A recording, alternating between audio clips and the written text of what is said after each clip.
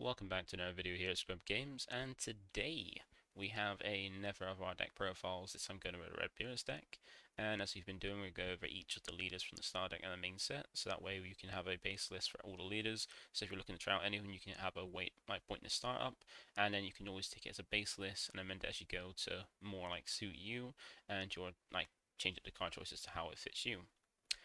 But before we go into the video, feel free to help out the channel by subscribing if you want to keep you updated with my videos as when they drop, because we're on the way to 10,000 subs. And you can even get notifications by clicking the notification bell to get alerts to know my videos there to watch right then and there, or at a later time to watch if you're not available then. You can also drop a like if you enjoy the content and enjoy the deck profiles, and also comment down below if there's any choices you disagree with or agree with, or any other ones I haven't gone over, or if you're unsure about any cards I haven't gone over, then just drop a comment and get a discussion go to help out anybody else that may be watching that also wants to try the deck. So with that out of the way, let's get into the video and check out the deck. And so, like we always do, we're going to start with the leader, so we're going to go use Deck Planet as well, being the best and only deck builder in the game, and a very easy to use interface, and always kept updated as best they can. Fusion World 1 is still in development, but you can still try it to use it to use the development site and pick it up, but they'll be finishing up and sorting out so we can have it on the main site as well, because they do a great work for Masters and they do similar great work for Fusion World. But so for the lead, so Beerus is the crit lead for red. So 3 of the colors have a crit lead, and those colors are red, blue, and yellow. Green doesn't have one. Green is fortunate enough to not get a critical lead.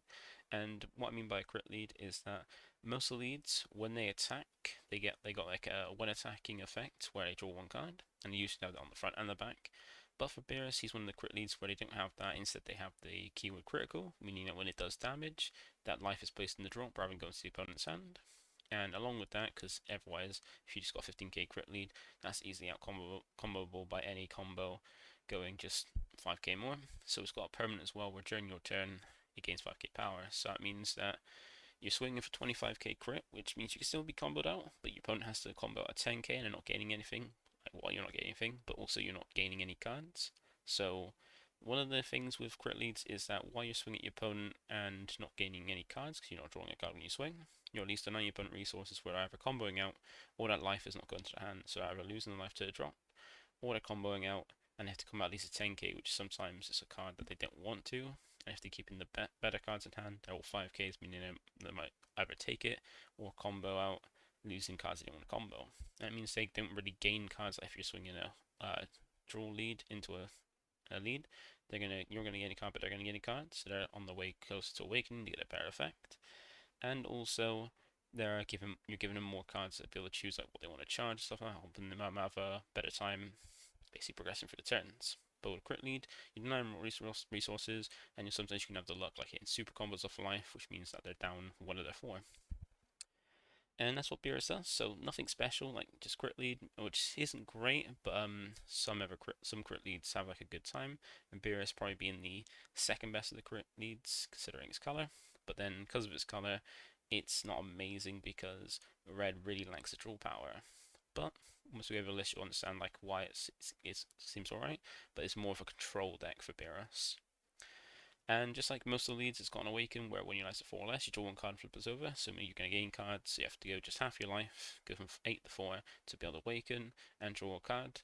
And that means you gain at least a new card, now you switch over, and now when you awaken, now you have that sweet auto of when attacking you draw 1 card, so now you start gaining advantage, so you lose the crit, but you start actually gaining cards now, so you get to draw for your deck, try to find things, which is, in red there's only 2 ways to draw, being your leader's when attacking effect, and the Roshi cantrip.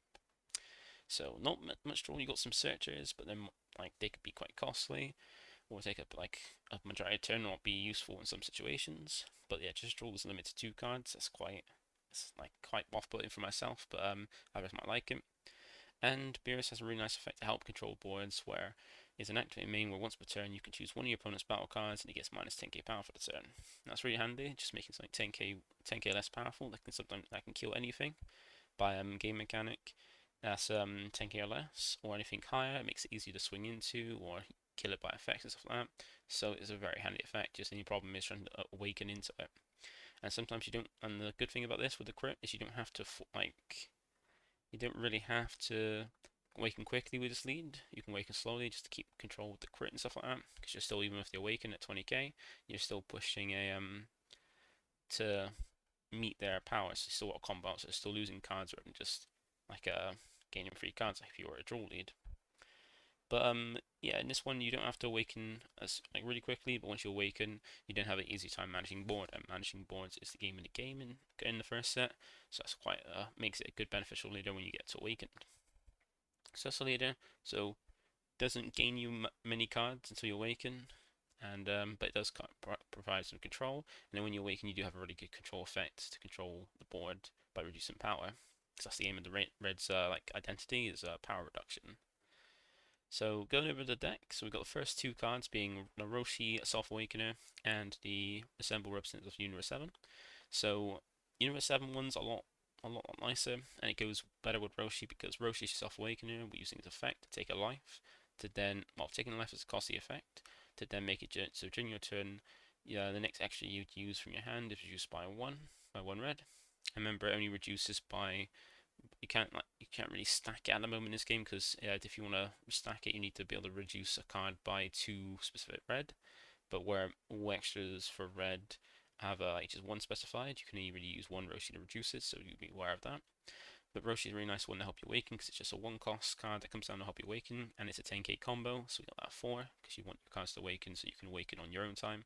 If your opponent's trying to not attacking to you or like hold off and just leave you be, you can use this as a way to awaken, and also sometimes you can even just like play things and not attack with them, so your opponent's forced to attack into your lead to kind of help you awaken on their turns if you don't see your self awakeners. So you just got to plan it correctly and make sure if you see self awakeners, well, you want to we've got the maximum amount of self awakeners in here that are decent for the deck, and also you want to make sure you're making it so if you don't have your self awakeners that you let your opponent have nothing to attack in by your leader. So if they want to gain their advantage by like swinging the draw or anything like that, they have to swing into your lead. And then Assemble Representative Universe 7, this one's the better one of the two, because you got the U6 one, you got U7. I'm going to play a majority of Universe 7 cards in the deck, so it's better to have that searcher thing, especially for like Spell Grab Super combos. And not only that, being a searcher for its main effect, it's also got a beneficial effect in a battle trick, and it's better than the Universe 6 one, because the Universe 6 one is a defensive one, where this one is an offensive one. And this was better Roshi, because Roshi only reduces the cost of an extra card by 1 red during your turn. So after the turns pass, it's no longer got that effect lingering to reduce the first one you play. So at least if you're not using it as a searcher, you can still use it as an offensive swing, like a offensive battle trick with Roshi, which is nice. It's got more utility with Roshi than the Universe 6 one, whereas the Universe 6 one is just a searcher. So we've got 4 of those because, once again, it's a good battle trick as well as a searcher as well. It's very handy to keep that consistency going. So we've got 4 of each of that, because if you open with these two in the beginning of the game, you can have a good time with just dropping Roshi, using effect to take a life, then using the extra card for free to just find a Universe 7 card and kind of fill it for your deck. Because the faster you go for your deck, the more you can find things you want. And in red, that's very lacking in the cards. Like, got powerful cards, but it lacks consistency and draw power. And the next card we got is Roshi, the only ever card really that draws a card in red, being a hand trick, just play out, draw a card. And this is handy just if you've got them, just to play out, get your draw, get through your deck a little bit quicker to find the things you need. Like if you're looking for Self Awakeners, kind of draw through to find those, or just draw through to find things and just keep your hand healthy. So we play 4 copies of this. We play 4 copies of those in mostly every deck if you can have them or if you want them. So it's always good to have those, especially in the beginning of the game. And then we've also got 3 copies of Whis. Like, there are 2 different Whis you can play. There's the one from the starter deck that as a one-time auto when it's played, you reduce the cost of the power of a battle card by opponent's battle card by 5k.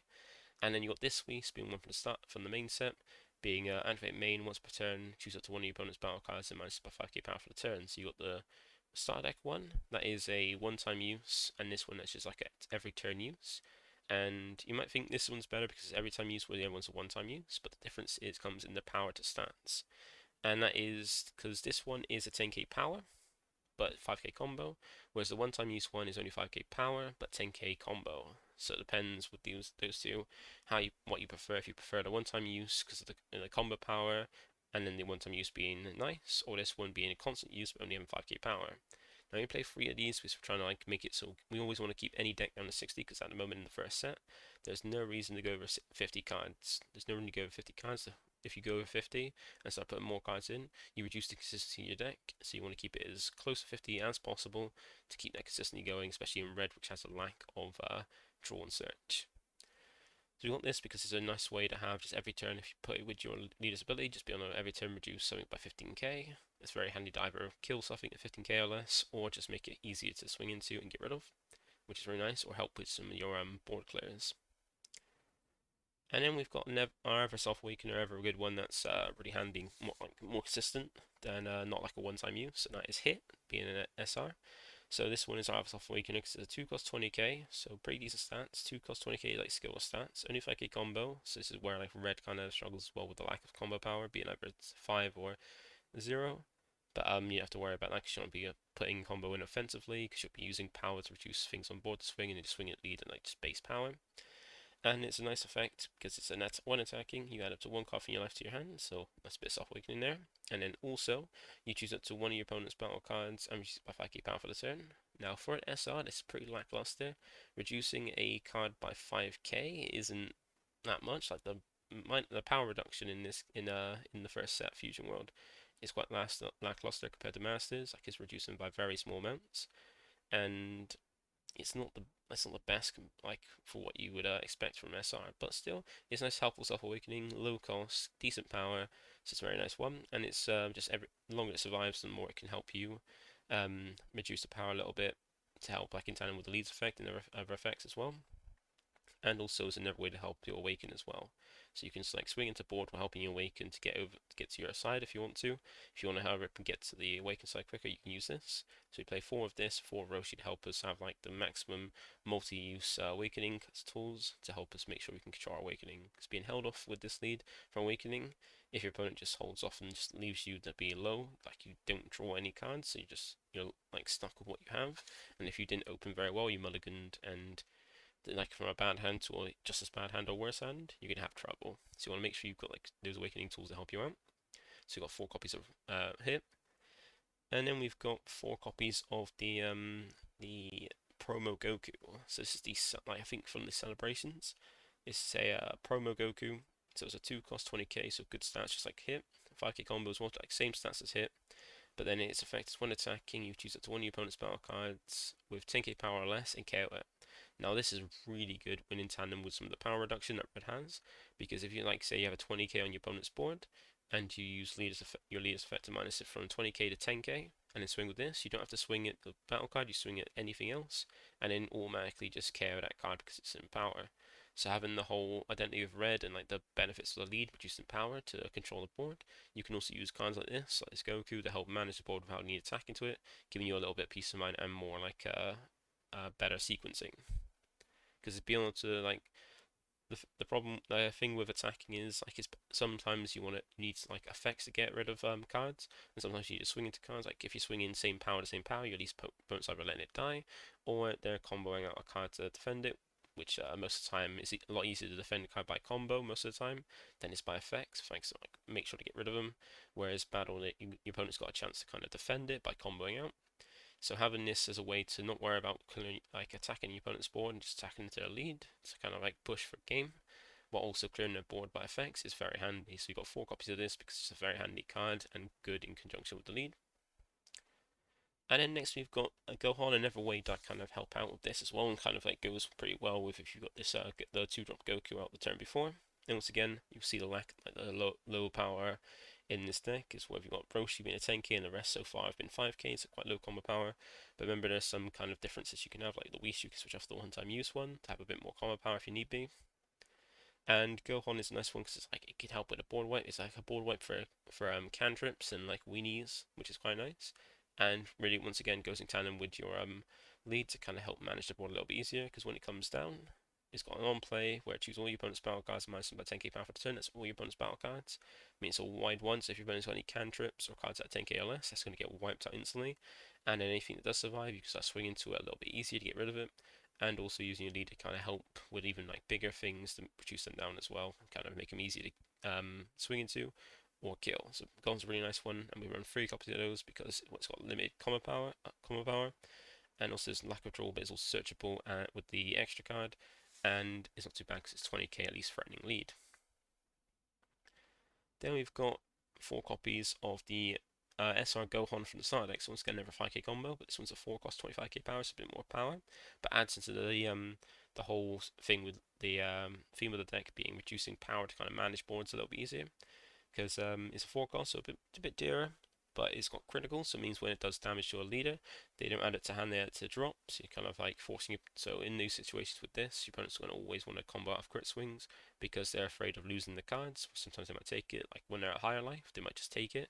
At lower life, they're not going to want to do it because they're going to want to use those cards to defend themselves, and that's when it gets lower life and you swing your crit, your opponent's more likely to just be scared of losing that life and not getting it back, and combat cards in hand. Like sometimes you'll experience where players are so scared of losing that 1 life, they'll combo more cards from hand than the 1 life they're potentially going to lose to defend that 1 life. So sometimes you'll get lucky and an opponent will just waste a lot of cards to defend that 1 life, or like waste like things like super combo to defend that 1 life when they could just take it and use super combo for more like game killing swings and stuff like that.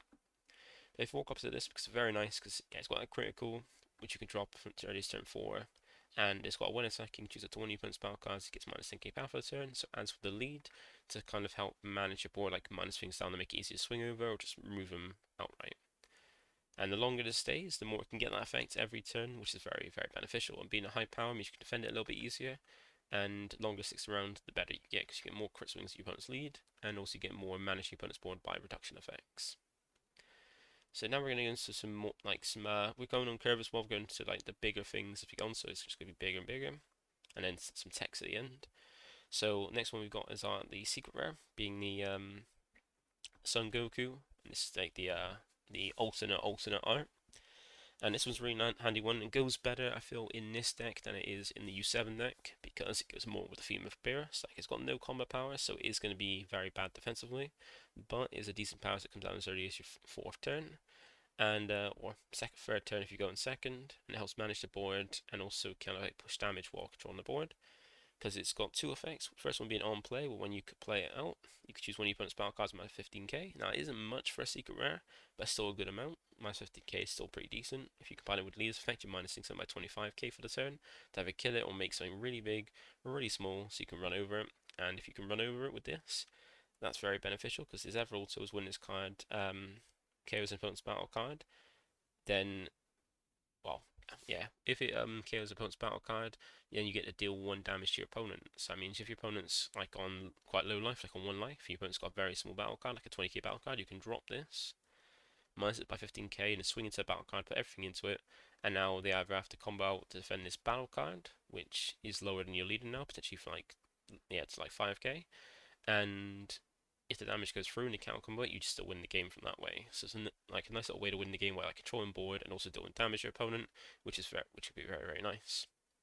And also along with that, we've also got Beerus as well, because this one I feel in a control deck like this, rather than like an aggressive deck like U7, this is more beneficial as a boss card. So it's got the same stats as that as the Goku SR from the Star deck, being a 5-drop, 35k with 0 combo power. But instead of double strike, it's got crit, so you have like a control aspect of denying your opponent resources while pushing through, and it helps to clear board and goes in tandem with your leader to kind of like make sure you're hitting almost everything on board to kind of control and yeah, assert like a dominance through controlling the board and pushing like annoying swings at lead. Because his on players, you can discard 1 card from your hand, which is fine. You discard a card that's dead. It's not like either an extra card you can't use or a 0 cost combo card from your hand. They then choose all your opponent's battle cards with 25k power or less and KO them. Now, if you've got this is normally going to board wipe everything in most colors that's like green. But then if your opponent's got anything that is too big for this, or they've got some things that are bigger than it, and mostly everything's 25k. Remember, you got your leader's effect and maybe things like Whis to help remove some of the things that are outside the range of it into the range, so you can hit them as well.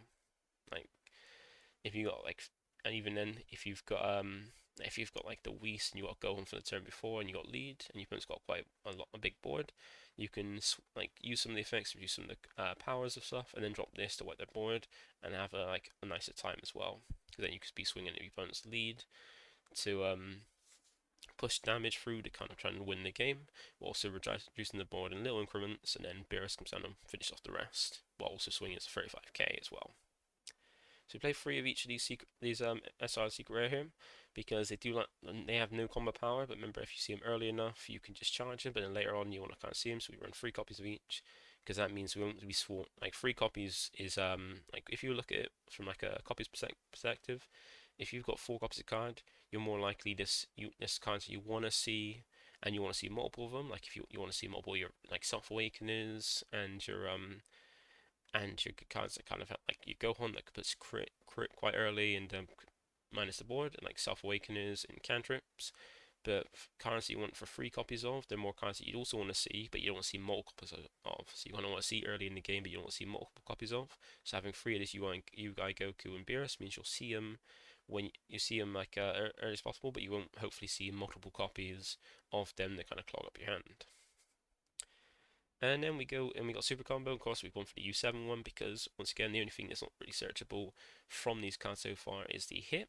But then we rather like it has more. We rather have Roshi because it works well with Roshi, and also most of the things at U7 like help control board and like the good minus signets from that. So we're going to put the Super Combo in with it as well as a U7 one, because that way we can potentially search it to help us out as well.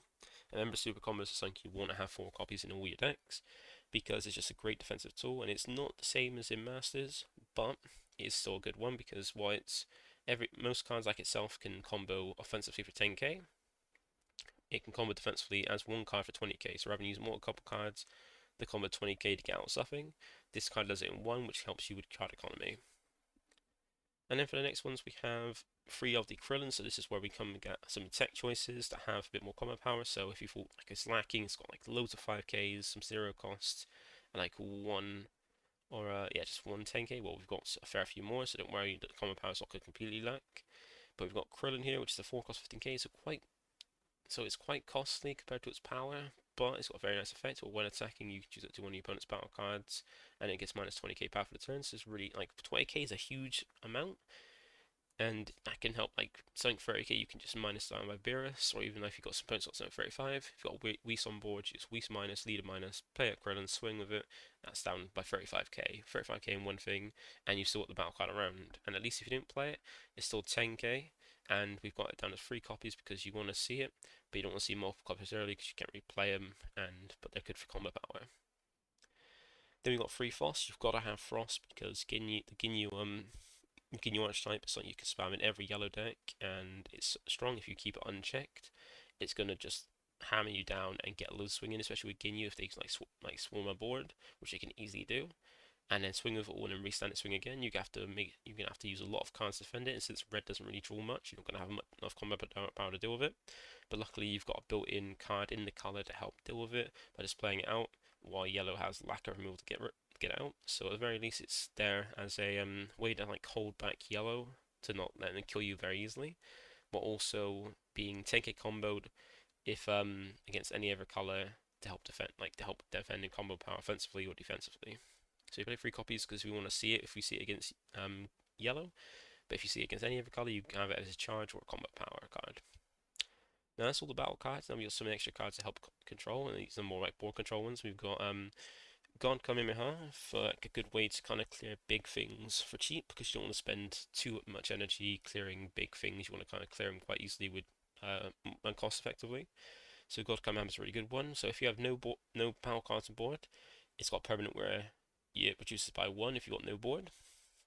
So it's a little bit cheaper, and its activate main is you choose a 20 opponent's battle cards with 30k power or less and kill it.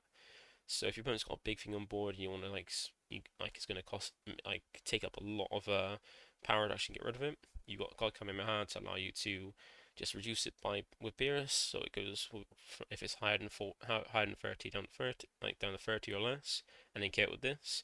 And it's a nice way to just basically use a cheap way to kind of clear big things where your opponent's playing like 5 energy to play out something, where you just play for 1 or 2 energy, just go get rid of it, easy like that. And we only play 2 copies of the Clog, and we just want it only clears 1 target. And for wide boards to clear more targets, we've got Time Skip Hit, or Time Skip. And this is an activate main where you choose any number of your opponent's battle cards to add up to a total power of 35k or less and KO them. So this is what I mean by if you've got a fair few, like same with Beerus, where if you've got a fair few cards on board that could kind of like reduce power of things, like in like little increments, you can just like calculate how much power you've got, reduce little bits on certain ones, so that way you can hit multiple cards with this, because this can either hit a single target or it can hit multiple targets, because it chooses up to any number of your opponent's battle cards. So your opponent's got like four battle cards, and say they've got among them 50k power combined. If you get a few increments to reduce it by like 15k on a little, like say 5k on one, 10k on one, decrease it down from 50 total to 35k, you can then use time skip to just wipe them out by one card. Like it take up your turn, but you've then got four cards off your opponent's board with just one card, while still just going hammered, not worry about the board. And that is the list. So the list is focused on making sure like you're being cost effective, you're like having control of your awakening, managing your opponent's board while not having to attack your opponent's board, just manage it by effects and power reduction, and still having some decent combat. Like it's not the best combat power, like red does lack some combat power um, to defend, but you're going to be hopefully just like dealing with your opponent's battle cards without needing to attack into them, and focus on swinging your opponent's lead, so either comboing out or taking the hits. And then you've got bigger things like the Goku to help trying to manage the board while also still pushing damage. And then you've got like some nice techs as well, like you got Beerus and Gohan as like crit pressure to kind of like deny your opponent resources, where most of the time they're just going to go, okay, I'm not going to take this one hit, I'm going to combat these like 2 free cards to defend that swing, or use super combo for it. So that's it for today. So remember, feel free to like, comment, subscribe, and that's it for today. And we'll go over our next one. We'll probably we might try a blue deck or go over the last red deck for the next one. So that's it from me today. Thank you for watching, and see you next one. Bye for now.